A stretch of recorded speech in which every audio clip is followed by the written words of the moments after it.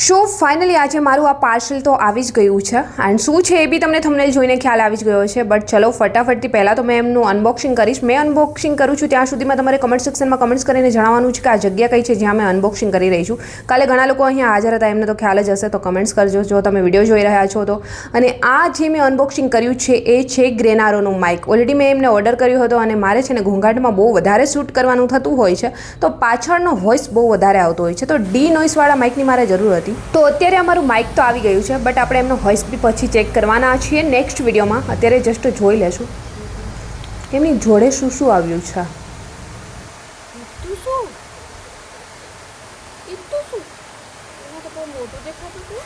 Show આ Mike જોતા તો સુપર્બ લાગે છે, સારું દેખાય છે, બટ જ્યાં સુધી એમનો વોઇસ ચેક નહીં કરી ત્યાં સુધી તો ખ્યાલ નથી આવવાનો. તો બહુ જલ્દી નેક્સ્ટ વિડીયોની અંદર વોઇસ રેકોર્ડ કરી અને મેં તમારી જોડે શેર કરવાની છું કે વોઇસ ક્વોલિટી આમની કેવી છે. ત્યાં સુધીમાં વિડીયોને લાઇક, કમેન્ટ, શેર